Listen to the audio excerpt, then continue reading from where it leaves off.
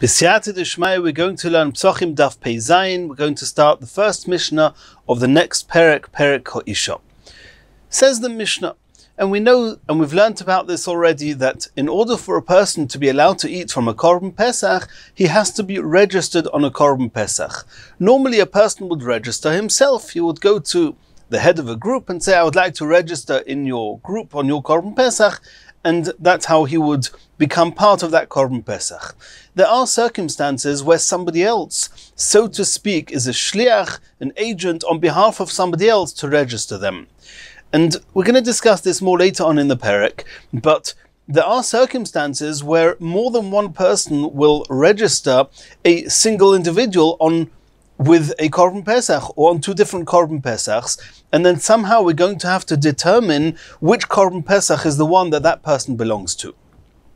Says the Mishnah that one of those examples would be a woman, Ha'isha bizman she'i bebeis ba'alo, then shochat oleo ba'alo, v'shochat oleo ovia. A woman who's living with her husband, and what happens if also her husband and also her father register her on their Korban Pesach? The father on his, the husband on his. Then toichal mishel ba'alo, unless she explicitly said, I choose to belong to my father's Korban Pesach, then the stoma, we take it for granted that the Korban Pesach that she's associated to is the one of her husband. The next halacha in the Mishnah, holcha regel rishon. What happens if the first Yom Tov, the first Pesach, the first Yom Tov after they got married, la'asos b'veisovia, and it was the custom that the first Yom Tov after they get married, that the young couple go to her parents, then in that event, in such a circumstance, shochat oleo ovia, v'shochat oleo ba'alo, then if both her husband and her father each registered her on their own independent Korban Pesachs, then toichal b'mokim shehi roitze, there's no taking for granted that she wanted one over the other, and therefore she can eat whichever Korban Pesach she desires. And this is going to be discussed in the Gemara. Continues the Mishnah, Yosim sheshochatu olov apotropsin. If you have an orphan, and there are people who are responsible for the orphan's belongings, for the property, for his money, and if you had a number of apotropsin, a number of people responsible for this orphan, then yoichal b'mokim she'roitza, he can eat in any place of any of the Korban Pesachs that any one of the apotropsin registered him under.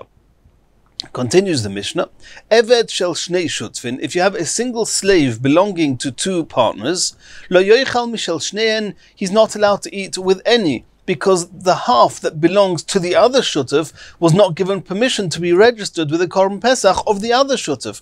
If this Eved belonged to Reuven and Shimon, then the Shimon's part in the Eved had no permission to be registered on Reuven's Korban Pesach, and Reuven's part of the Eved had no permission to be registered under Shimon's Korban Pesach, and therefore he cannot eat neither with Reuven nor with Shimon. The only way he'll be able to eat from the Korban Pesach is if Reuven and Shimon unanimously agree that both parts of the Eved can be registered on a single Korban Pesach.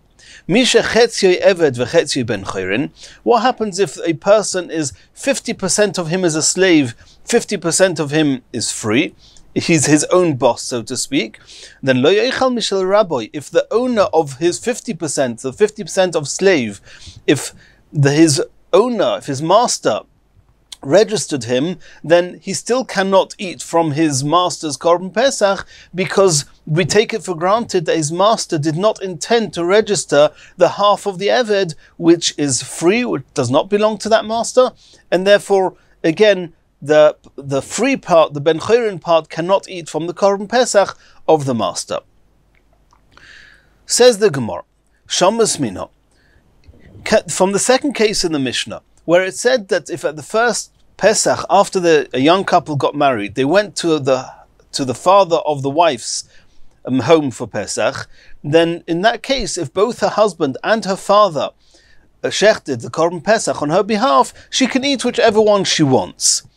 The Gemara says if she can choose when she is eating at the meal of the Korban, at the Seder night, she can then choose which one she wants to eat, that would mean yesh breira, because we know that the Korban Pesach actually has to be shechted and the blood sprinkled on behalf of the people in the group.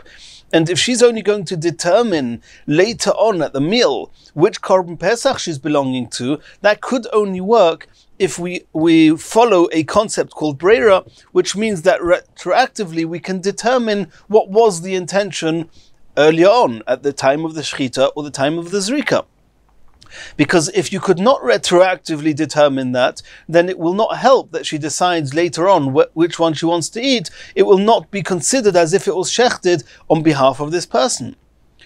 Says the Gemara, no. My roitza, when the Mishnah says that roitza, she can b'mokim shehi roitza, she can eat whatever she wants, whatever she desires, it doesn't mean that she can choose when they're eating the Korban Pesach. No, because it could well be that ein breira. You do not have proof from this Mishnah that yesh breira. And what does it mean b'mokim shehi roitza? It means that she can choose at the time of the shlita. She has to determine at the time before the shlita which group, which Korban Pesach she actually wants to belong to, either her father's or her husband's. Says the Gemara, what did we see in our Mishnah? In our Mishnah, we took it for granted that the first Pesach, the regel rishon, the first Yom Tov of a newly married couple, then it cannot be taken for granted whether she wants to belong to her husband or to her father. However, after that, from the later Yomim Tovim, there the beginning of the Mishnah says, Toichal Mishal Bala, we take it for granted that she wants to belong to her husband's Korban Pesach. We're going to now have a brisa that seems to say differently. Uraminhu, Isha, Regel or Rishoin, Oicheles Mishal Ovia, that there it says in the brisa that it's the first Yom Tov, the first Pesach, where we take it for granted that she wants to be joined onto her father's Korban Pesach. Mikan ve'elech, but all future Pesachs, all future Yomim Tovim, roitza yicheles mishel avia, roitza mishel bala, there it's not taken for granted one way or another, and whichever she chooses, that's where she can eat the Korban Pesach. This seems to be almost the opposite to our Mishnah, that says that the first Yom Tov, it's not to be determined one way or another, and all the other Yomim Tovim, the future Pesachs, there we take it for granted that she wants to be with her husband. So that's the question of the Gemara. Answers the Gemara, Loi Kashya. Kan b'radufa leilech, where it says that we take it for granted that she wants to be the first Yom Tov with her father, that means in the Brisa, that Oicheles Mishel Ovia is only when we see that she's eager, the first Yom Tov, she's eager to go to her father's home. And but our Mishnah, when the first Yom Tov we say that you cannot take it for granted, there we say B'she'ina Radufa, that's when she's not particularly eager to run to her father's house. So we say if she's not particularly eager, then it's 50-50, she can do whatever she wants on that first Pesach. Dirsiv. Where do we find such a concept that she should be eager to go to her father's house? So Rashi says we're talking about a case, or Rashi seems to say we're talking about a case where if she feels more closer connected to her father's home than to her husband, to her new home, that's called Radufa. But the Gemara is bringing a pasuk, which is a similar concept that we find that a woman would be eager, especially the first Yom Tov after she gets married, to go back to her father's house. It says in the pasuk, the pasuk starts, Ani chayma, I am like a wall, v'shodai kemigdolos, and my breasts are like towers, and the Gemara is going to discuss that soon. Oz hoyisi be'enov, then I was in his eyes, kemoitzeis sholem, as if I've been found to be sholem, to be complete, to be fully accepted. V'omer Rabbi Yochanan said, what does that mean? And this is a pasuk in Shir Hashirim that compares the connection between Klal Yisrael and Hashem to a couple, a spouse, to a married couple. Rabbi Yochanan says that it's kechalo shenimtzeis shleimo bebeis chomia. It's like a kala, a newly married girl who is being fully accepted and received in her parents-in-law's house. Or a dufa, she's eager leilech to go lahagid shvacha, to tell her praises of her parents-in-law, and the way, that means to praise herself in the way she's been accepted by her parents-in-law. Bebeis Ovia, she's eager to report that to her father, and that would typically be soon after they get married. So in the event that she's already been and told her father and her parents how much she's been accepted, then that first Pesach she would not be particularly eager to go to her father's house, and then it's 50-50. However, if she hasn't yet been to tell her parents and she's eager to go home, in that event the Brisa says that we take it for granted that that first Yom Tov she wants to be registered with her father rather than with her husband. And Rashi explains that the same will apply to all future Yomim Tovim. A type of woman who's very, very eager to constantly go back to her father's home and is always being drawn back to her father's home, then even on future Yomim Tovim, on future Pesachs, we do not know on an absolute level that she wants to be with her husband over her parents, and therefore it's 50-50 and she has to decide each time where she wants to eat. However, if she's not particularly eager to run home all the time, then on the future Pesachs we can take for granted that she wants to be with her husband. And that way the Gemara has answered the contradiction between the Mishnah and the Brisa. Continues the Gemara.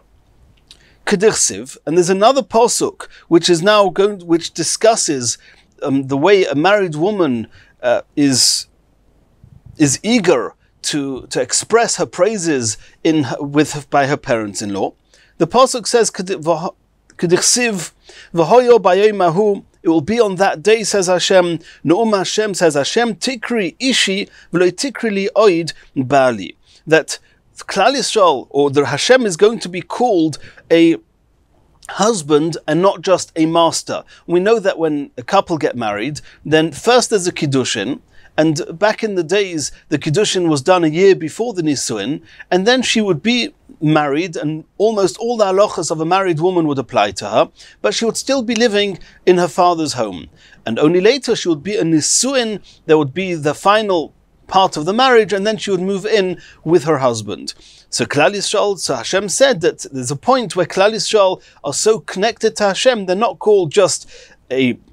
just called Bali, which is my master, which is similar to the stage of after Kiddushin. Rather, Ishi, they're called a husband, which is a much closer connection. Omar Rabbi Yochanan, and Rabbi Yochanan explain that Kechala bebeis chamea. This is like a new bride, a kala in her father-in-law's house. V'lo kechala bebeis avia, and not anymore a kala who is still in her father's home. Rather, she's now a kala that's been totally accepted in her parents-in-law's home because she's moved in together with her husband, and the relationship between her and her husband has now become a full one as a married couple. Continues the Gemara. The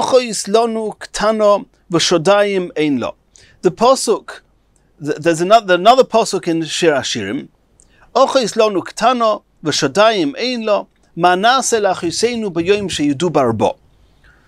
does that mean? We have a little sister, and she has no breasts. Omer Rabbi Yochanan, and Rabbi Yochanan is now explaining how this pasuk is talking about Klal Yisrael, or parts of Klal Yisrael. Says Zu Elam. This is talking about the place of Elam, and it's actually referring to Ezra, who lived in this place of Elam. That Ezra, he merited whilst he was still in Elam, whilst he was still in Bavel, whilst he was still in that place, it was actually Shushan, in Elam, that he was merited to learn. That's what it means, that he was compared to not having breasts. Breasts means that a mother is able to feed and to give sustenance and life to a child.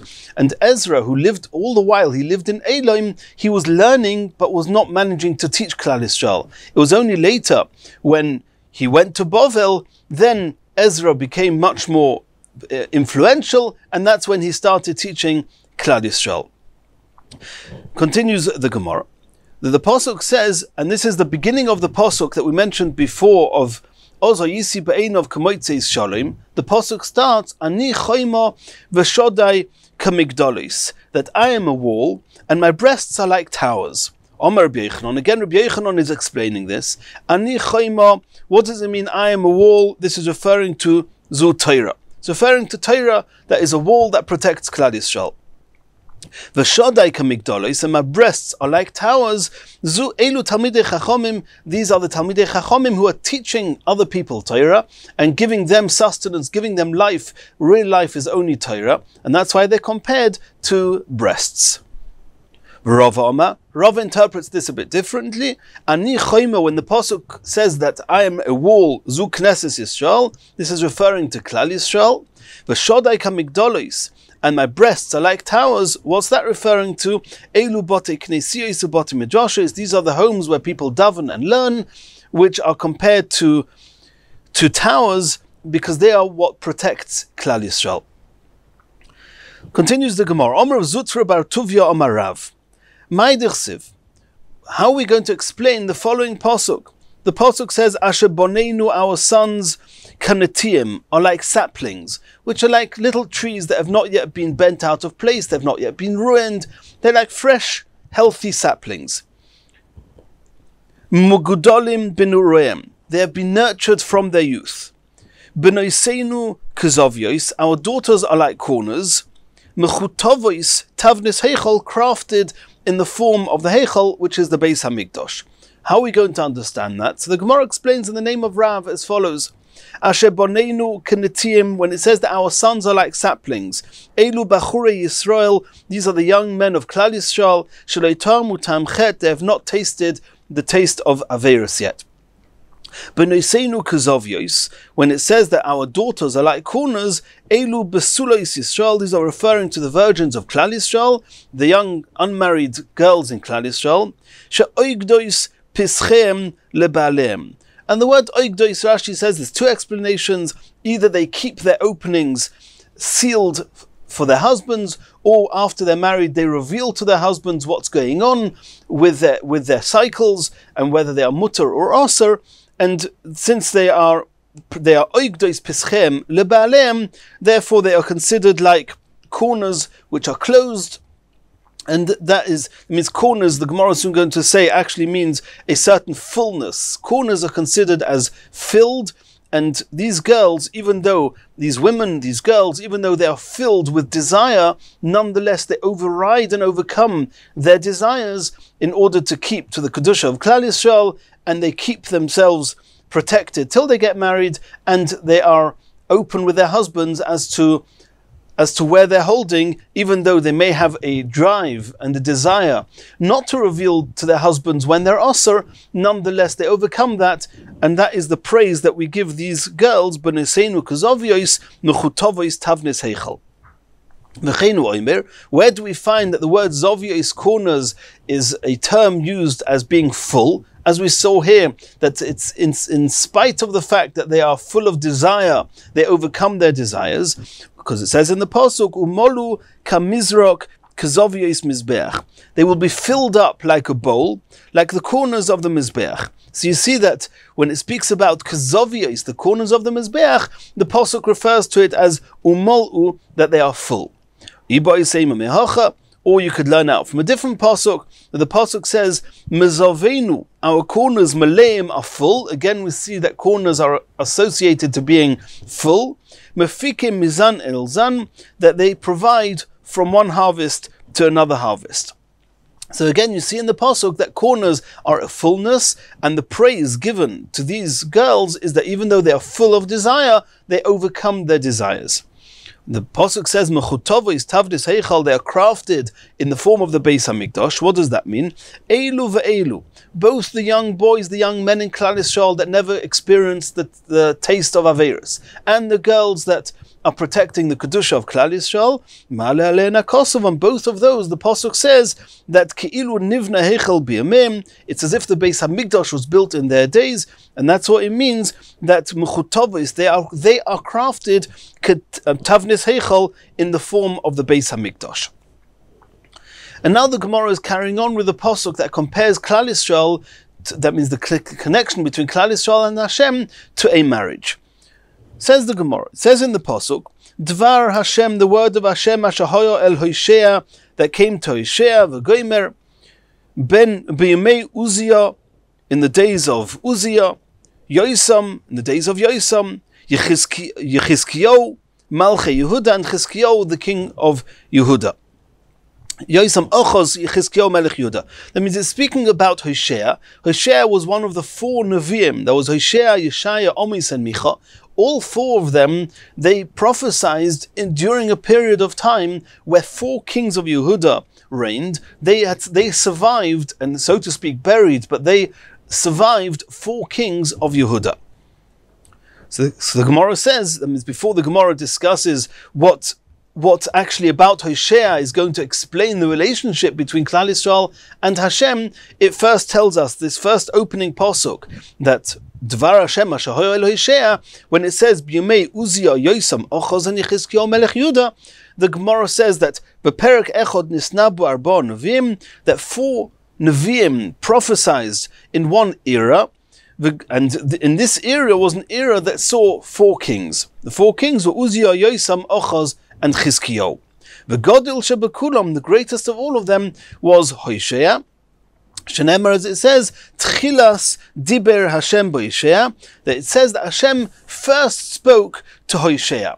That's what it says in the pasuk. And the big question is, that was really Hoshea the first person Hashem spoke to? V'chish Hoshea Diber Tchila? Hashem first spoke to Hoshea. That's not accurate. Hashem already spoke to Moshe Rabbeinu, and from Moshe Rabbeinu until Hoshea, Kama Nevi'im. There were many, many other prophets that Hashem had spoken to besides for Hoshea. What does it mean that he first spoke to Hoshea? Rabbi Yochanan says, no, it doesn't mean that he first spoke to Hoshea as being the first prophet Hashem ever spoke to. Rather, Tchilo le'arba Nevi'im, he was the first of those 4 Nevi'im that lived in that era, shenisnabu b'osei perek, that prophesied in that time. Ve'elohein, who are these 4? Hoshea, Yeshaya, Amos, and Micha. These were the 4 Nevi'im that all lived in the era of these 4 kings mentioned in the pasuk above. And Rashi and Tosfos discuss exactly where we find with these 4 Nevi'im proof that indeed that they lived in the same era, that they spanned these 4 kings. And now the Gemara is going back to, which is why the Gemara brought this in, where we see in the context of Hoshea that Klal Yisrael and Hashem are compared to a marriage. Omar le HaKadosh Baruch Hu lo Hoshea. Hashem said to the Novi Hoshea, Bonecha chotu, your children have sinned, referring to Klal Yisrael. What should have happened is that Hoshea should have said to Hashem, Bonechohim, why are you saying they're my children? Hashem, they're your children. Bnei Chanunechohim, they're the children of your favored ones. Avram, Yitzchok, and Yaakov. Bnei Avram, Yitzchok, Yaakov, the sons of Avram Avinu, Yitzchok Avinu, and Yaakov Avinu. Galgil Rachamecha alein, he should have asked Hashem and said, arouse your mercy for them. And it was not enough that Hoshea didn't actually respond that way. Instead of that, he said to Hashem, Ribono shel olam, Master of the world, the whole world is yours. If you're not satisfied with Klal Yisrael, exchange them for another nation. Omar Kadosh Baruch Hu, Hashem was not happy with that response. Hashem said, what should I do with this sage? Referring to Hoshea. How can I teach him what it means, a relationship with, so to speak, with a spouse and with a family, which is the relationship between I, Hashem, and Klal Yisrael, that even when they sin, it's not about exchanging them.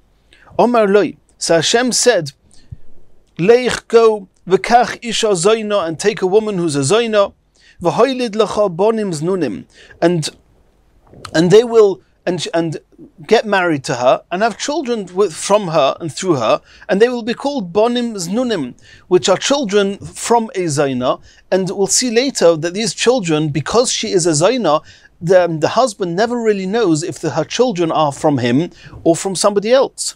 V'achar kach omar lo.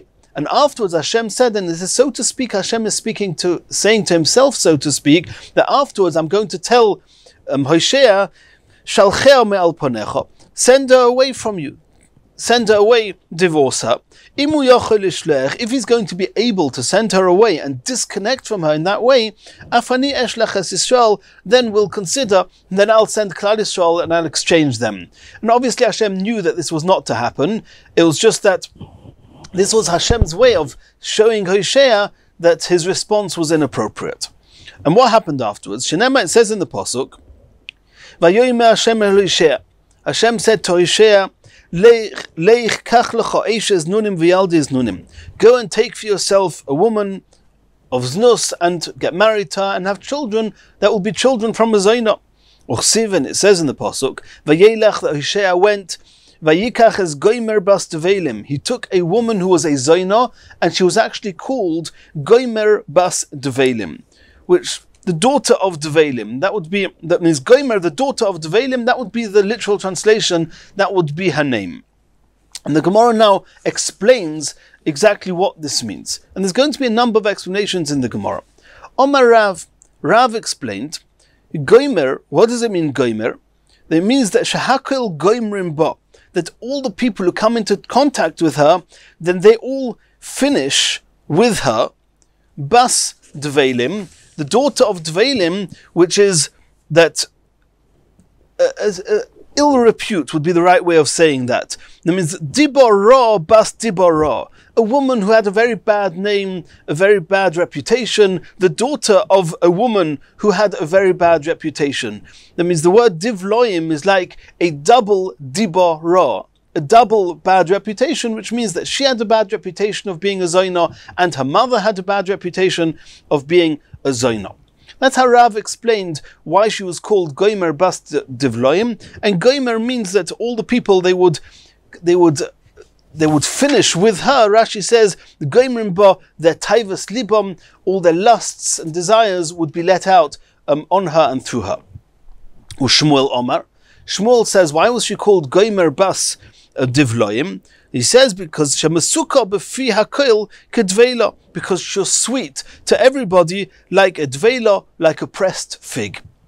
Rabbi Yochanan Omar, Rabbi Yochanan says Shakoil doshim ba kedvela. Rabbi Yochanan, as with Shmuel, learns that the word dvela is alluding to a dried fig, but not regarding its sweetness. Rather, everybody is treading upon her and pressing her like one presses figs.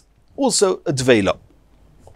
Another explanation, why is she called Gomer? Dovar Achir, Omar of Yehuda, Shebikshu legamir mamoinon shel Yisrael b'yomer, that they sought to destroy, to finish off the wealth of Klal Yisrael in her days, in these days of Hoshea and Gomer bas Devalim. And Rabbi Yochanan says that not only that they wanted to finish off the wealth of Klal Yisrael, but in actual fact, Bozazu, they did plunder the Gomu and finish off the wealth of Klal Yisrael in her days. Shenemar, as it says in the pasuk, Ki ibdom melech Aram, that the king of Aram destroyed them, Vayisimim ke'ofor lodosh, and he made them like dirt to be trampled upon. So that's why she was called Gomer, from the term of finishing, because in her days the Melech Aram finished off the wealth of Klal Yisrael. And now the Gemara continues with the dialogue, what happened with Hoshea and his new wife, the Zaina called Gomer bas Devalim. Vatahar, she conceived, Vateled Bain, and she bore him a son. Vayomer Hashem Elov, and Hashem said to him, Vateled Le Ben, she gave birth to a son, and Hashem said to him, Kro Shmoi Yisrael. You should call him Yisrael. Why? Ki oid ma'at, for in a short while, ufokadati as to may Yisrael, I will avenge the blood of Yisrael, al beis Yehu, on the house of Yehu. Veishbati mamluchus beis Yisrael, and I will terminate the malchus, the monarchy of the house of Israel, of the house of Klal Yisrael. And this is referring to the fact that means the word V'kro Shmo Yisrael, Yisrael was referring to that soon Klal Yisrael would actually go into Golus. Vatar hoid vateled ben, vateled bas, she conceived again and she gave birth to a daughter. Vayikro lo Shmo loy ruchomo, and Hashem said to him, call this daughter loy ruchomo, which literally means not pitied. Because I will no longer have pity for Klal Yisrael, that I should forgive them. which Hashem was really saying that I'm going to I'm no longer going to pity Klal Yisrael, which would mean that had I had pity on them, then I would forgive them. But I'm no longer going to have pity on them, and no longer will I forgive them. And we'll soon see later that even though this was a terrible decree, but the very mention of pity and forgiveness has some rachamim in it. Vatar vateled bein, she conceived again, she had another son. Vayomer Hashem Elov, Hashem said to him, Kra Shemoi Loi Ami, call this son by the name Loi Ami, not my people. Ki atem Loi Ami, for you're not my people. Vanoichi Loi Elochem, and I will not be yours. This was the terrible decrees. That means the two sons and daughter that Hoshea had from this Zoina, the names that they were given, they resembled and alluded to three gezeras. One, they would go into Golus, another one, Loi Arachim, and another one, Loi Ami. Says the Gemara, after he gave birth to, or she gave birth to two sons and a daughter, Hashem now said to Hoshea, should you not have learned from Moshe Rabbeinu, your teacher, that as soon as I, Hashem, spoke to Moshe Rabbeinu, then he separated from his wife. So too you, says Hashem to Hoshea, separate yourself from this Zaina, from this wife, and divorce her. So he said, Hoshea said to Hashem, Master of the world, I have children from her. I can't just remove her, nor can I divorce her. And the Mefarshim discuss why not, and what would happen if should he divorce her. And obviously he wasn't intending to not divorce her, because Hashem said that he should divorce her. He was just explaining to Hashem why he hadn't yet divorced her, because the difficulty that having the children from her posed for him. Hashem then said to Hoshea, now for you, who your wife is a Zaina, and your children are bnei zenunim, and you don't know, you have no way of knowing whether these children are yours or whether she did znus with somebody else.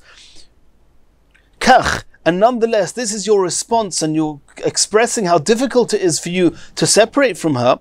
Yisrael Shem Bonai, Klal Yisrael, who are my children, Bnei Bechuni, the children of those that passed all my tests, Bnei Avram, Yitzchok, and Yaakov, the children of Avram, Yitzchok, and Yaakov, that they are very, very dear to me. They are one of the four things that are so dear, and like a person runs after acquiring things that are dear to him, so and acquiring is called a kinyan.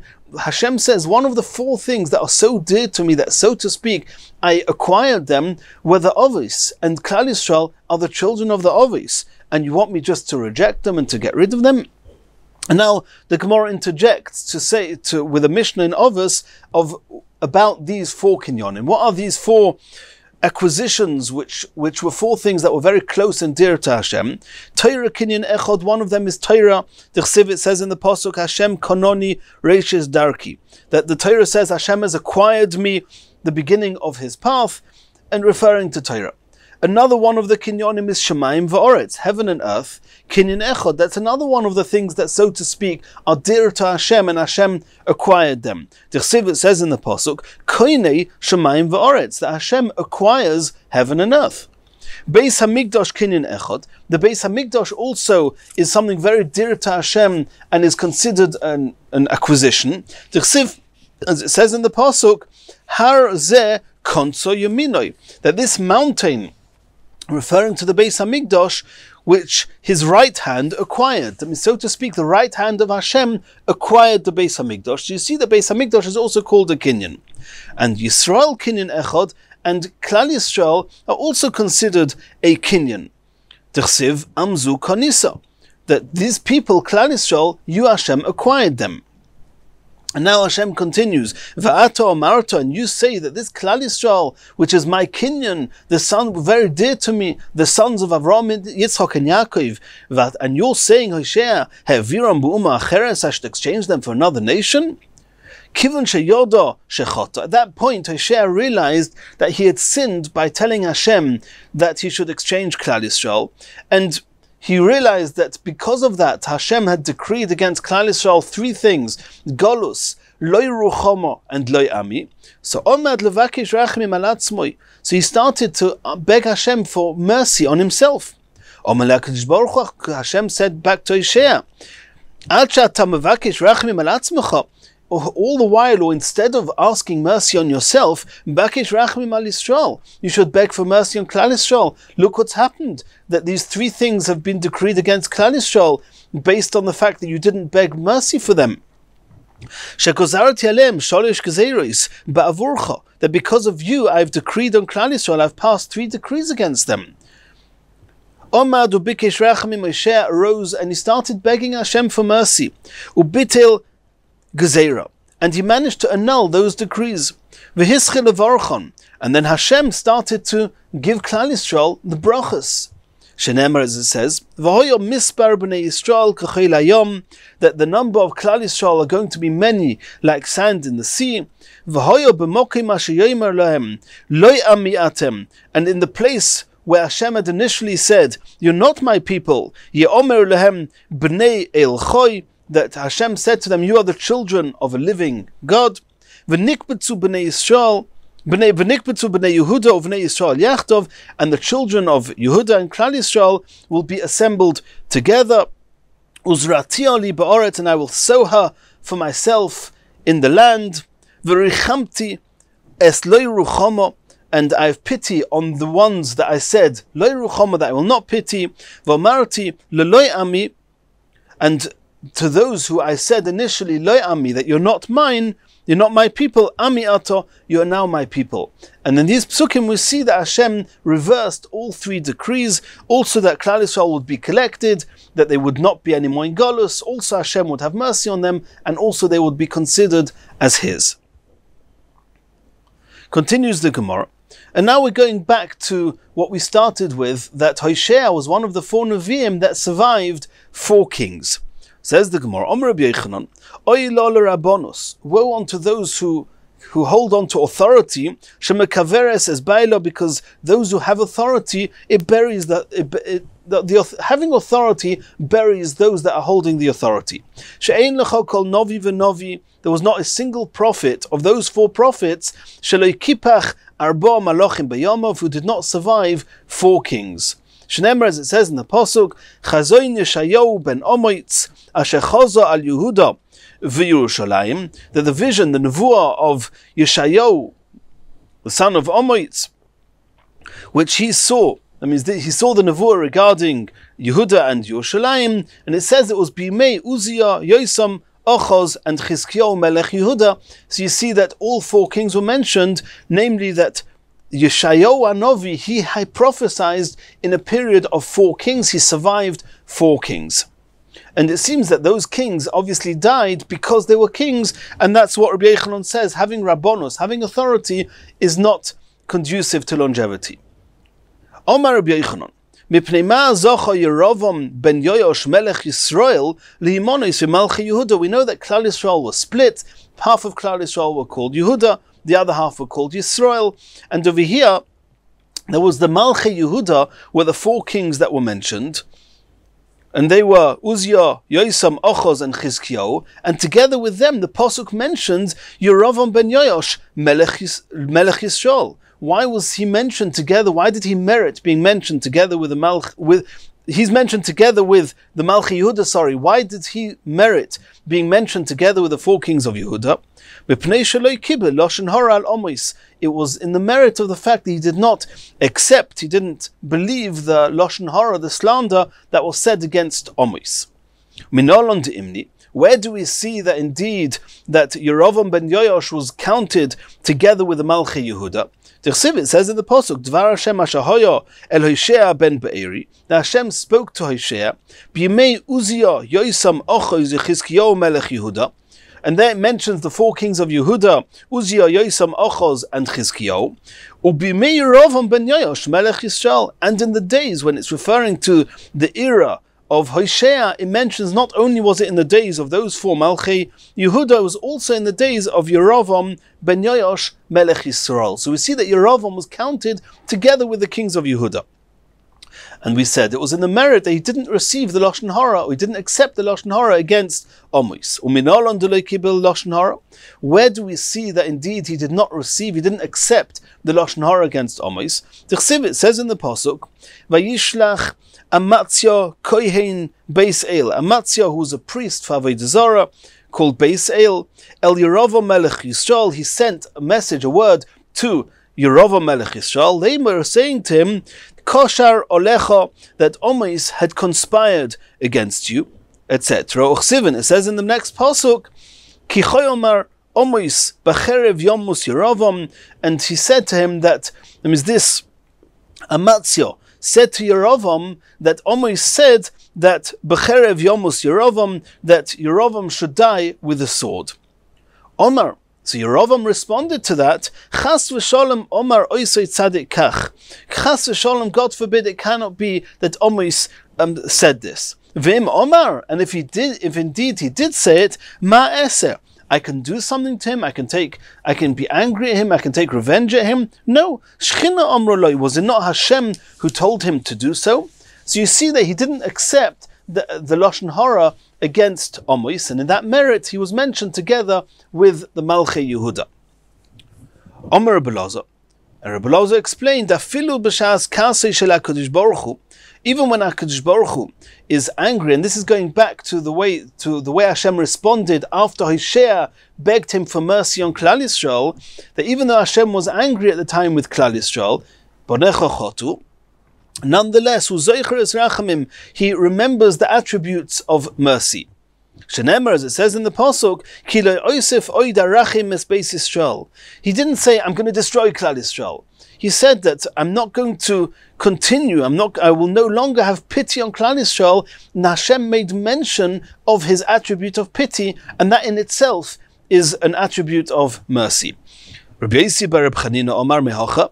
Rabbi Yossi bar Reb Chanina says that you see it from the words Ki nosei es Elohem, as if Hashem said, I will no longer have mercy and forgive them. Which means that even though he was saying that I will not forgive them, he mentioned his attribute of forgiveness, of being able to forgive, and that in itself is mercy, that even when Hashem is angry, he refers to the attributes of mercy.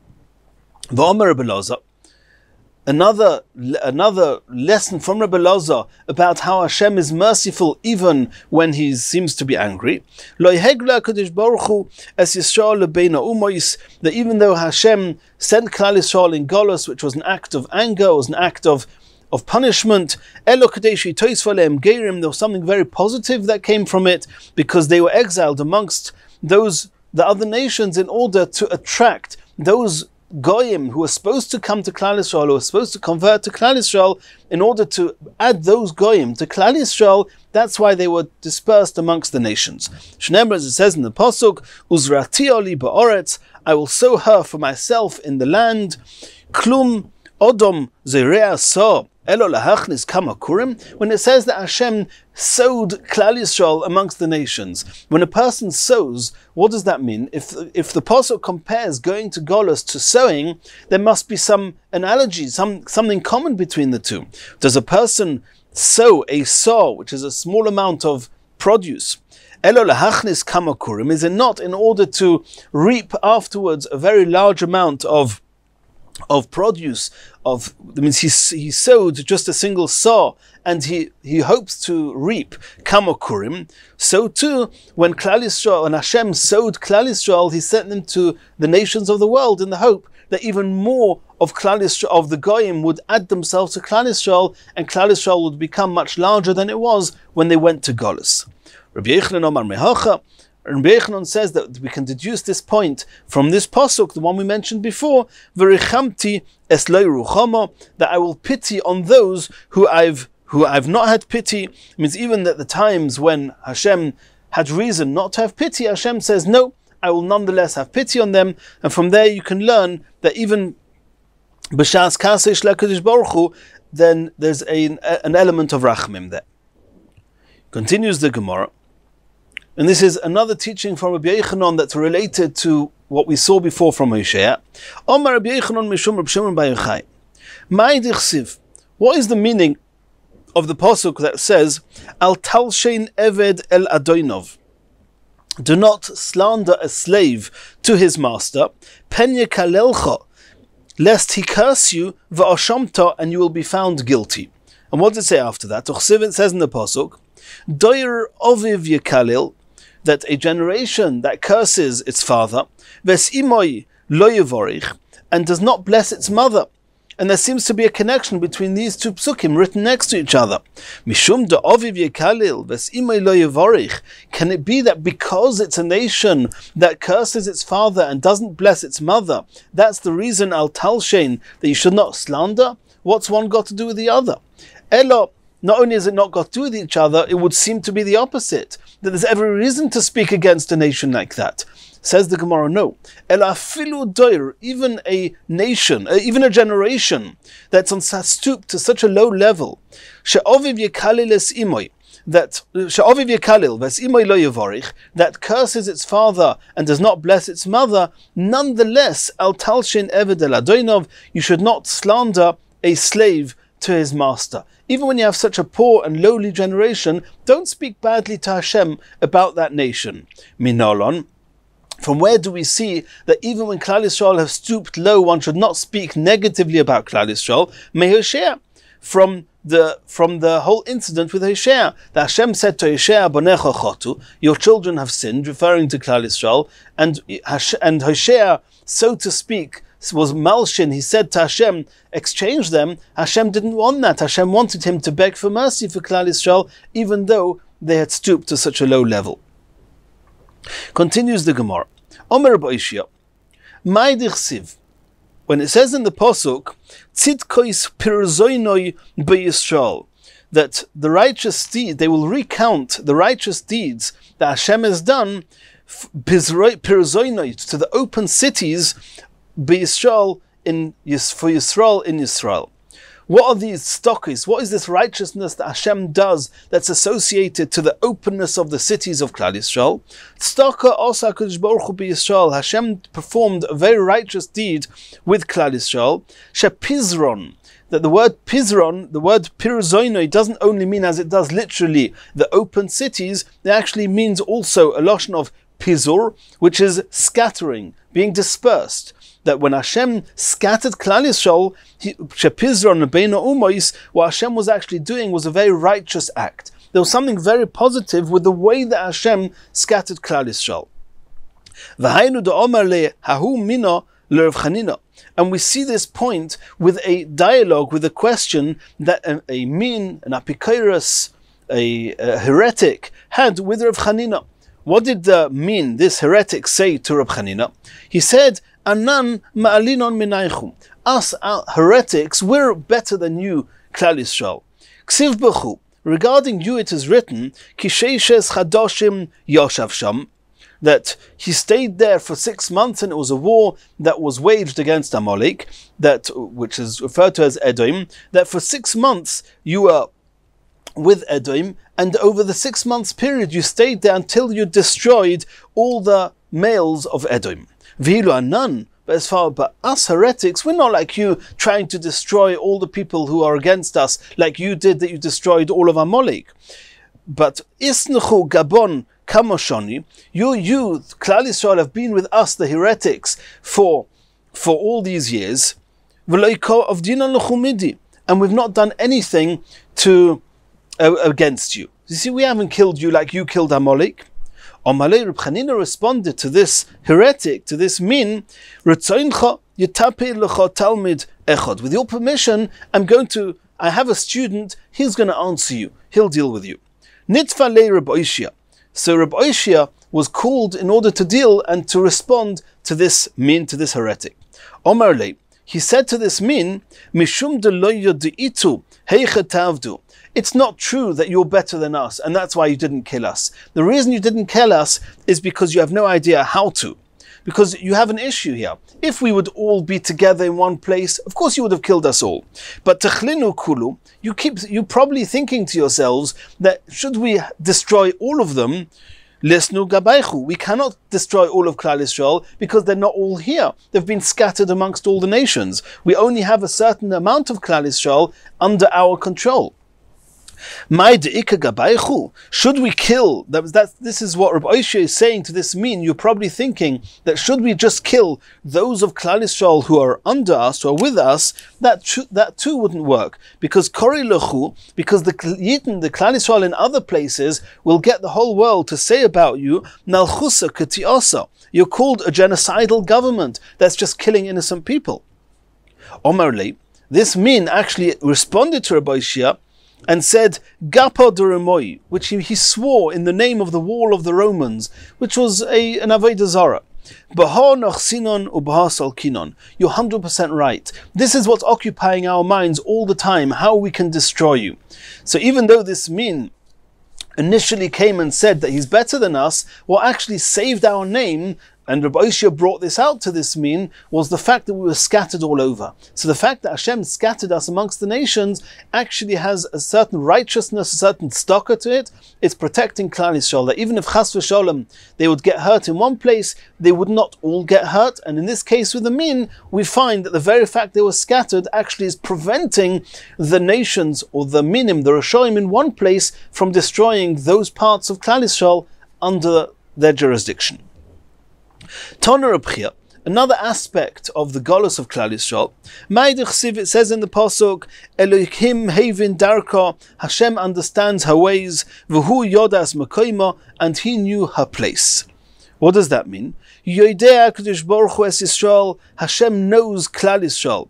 She'einam yechoilin lekabil gzeiros, he knew they would not be able to withstand the cruel decrees, gzeiros achzorios Edom, of Edom. I mean, had Hashem exiled Klal Yisrael to Edom, they would not be able to withstand the cruel decrees. That's why Hashem, in that first Golus, he exiled Klal Yisrael to Bavel, and the Babylonians are less cruel somewhat than the other nations. So you see that even when Hashem sent Klal Yisrael out to Golus, since Havin Darko and Yodas Makoima, he understood what Klal Yisrael can endure, and he didn't give them a challenge that they wouldn't be able to withstand.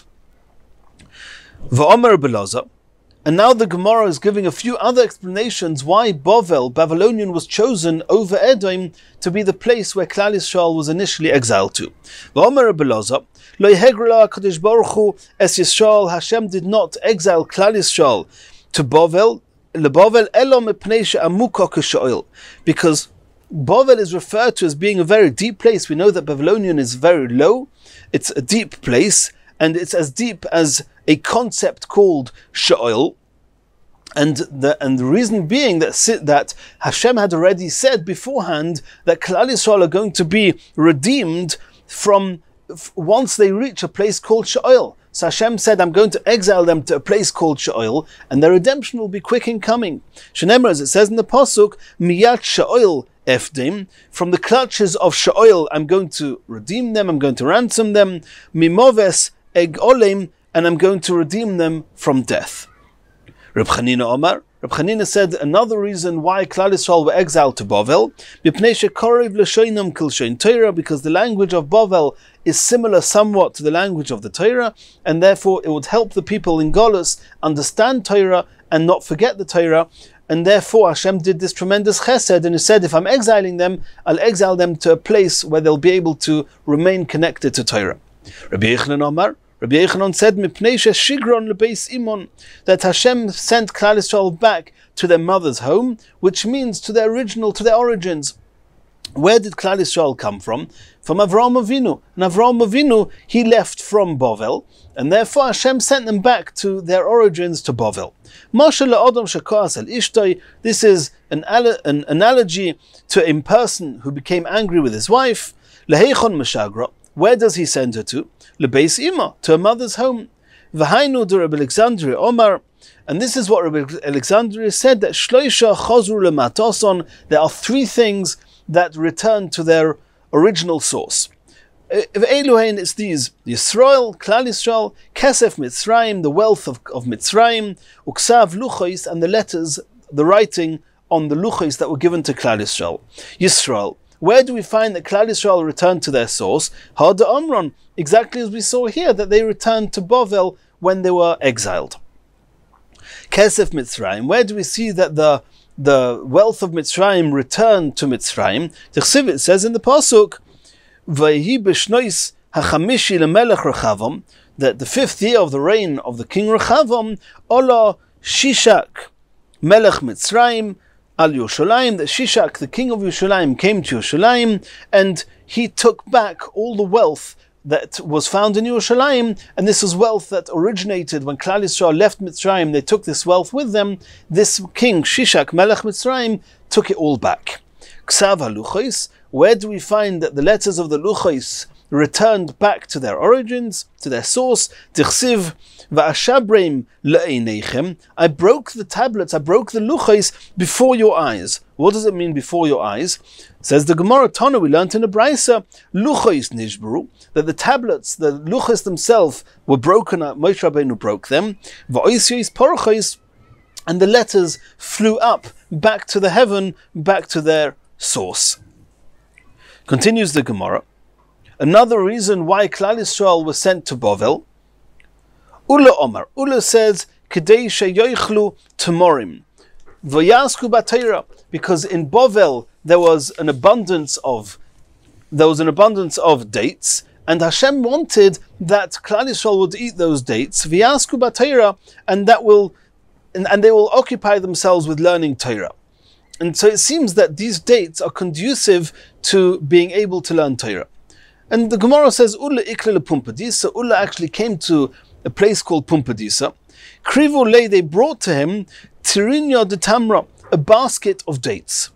Omar Luhu, he asked them, Kamo kihani bezuzah, how many of these dates can you buy for a single coin called a zuz? Omrule, they answered him, Tlas bezuzah, 3 dates. You can get either 3 dates or 3 baskets. Not sure if it's talking about the dates of the baskets, but he said you can get 3 for a zuz. Omar, so Ulla responded, Meloi tzano de duvsha bezuzah, a basket full of honey, which you can buy for a zuz. So obviously it means that there was 3 basketfuls of dates that can make a basketful of honey, and you can buy it for a single zuz. And nonetheless in Bovel they're not occupying themselves in Torah study. It seems that the dates is what helped. It was very sweet, and it helped them that they wouldn't be constipated, and it would make it easier for them to learn Torah. And it's so cheap. How can it be that they're not learning Torah even more than they are? Balayla, during the night after Ulla had consumed these dates that they brought him, Tiaru, he had something with his digestive system was hurting him. And he was afflicted by these dates that he ate. Omar, so now Ulla said to himself, Meloi tzano samo de moisa, a basket full of poison, bezuzah, you can buy for a single zuz, bebavel, ubavloi oske beiraisa, and he obviously took it for granted, since there's so many dates in Bavel, obviously they're all eating dates, and he saw now these dates are not good for the digestive system. He says, what, they're eating so much poison, they have so much access to poison, and nonetheless they're still learning Torah.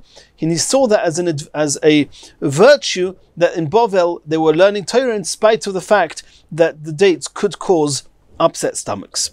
V'omar Rabbi Elazar, another teaching from Rabbi Elazar, Ma'idich Siv, when it says in the pasuk V'holchu amim rabim, and many peoples will go, V'omru, and they will say, L'chu, come, V'nale el har Hashem, let us go up to the mountain of Hashem, El Beis Elukei Yaakov, to the home of the God of Yaakov Avinu.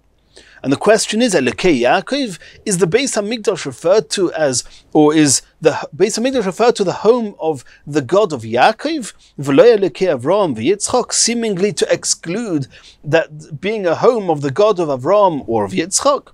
Elo loika Avram shekosov boihar, that this pasuk is teaching us that the Beis HaMikdash indeed was not like Avram Avinu referred to the Temple Mount, to the Har HaBayis, as a mountain. Shenemer, as it says in the Pasuk, Asher Yomer Hayom, like it is said today, Behar Hashem Yeroeh, on Hashem's mountain, on the mountain Hashem is seen. Behar Hashem, on Hashem's mountain, Yeroeh, he is seen, Hashem is seen, referring to the Har HaBayis as a har, as a mountain.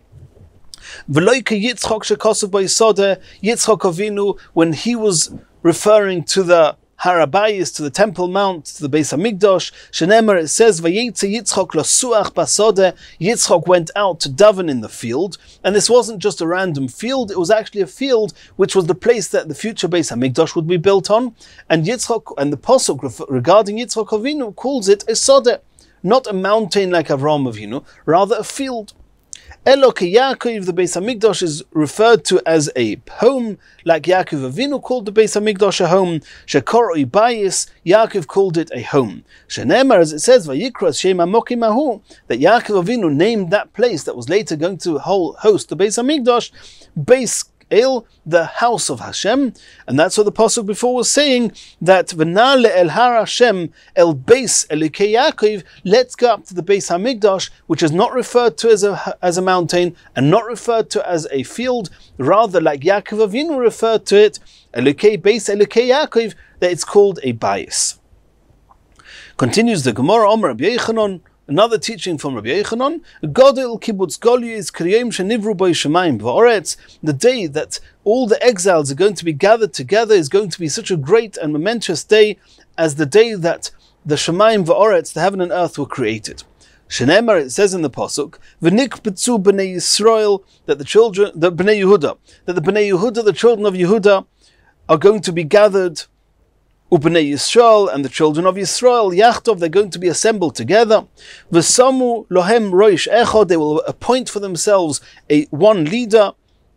V'olu min ha'oretz, they will ascend from the land. Ki godel Yom Yisrael. That day is going to be called Yisrael, a day which Rashi brings from the Targum is a loshon of gathering. That day of gathering is a great day. It's called Yom Yisrael. Yom. What is the day? Where do we find a very significant day?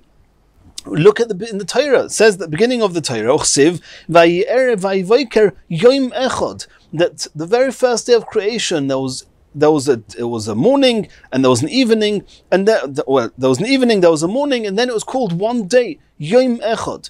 So since the day that Klal Yisrael are going to be gathered from the exiles is called Yom Yisrael, it's as great as that first day that Hashem created the heaven and the earth. And in Yotz Hashem, in the next Shiur, we're going to continue with the next Gemara, going back to our Mishnah, back to Hilchas Pesach.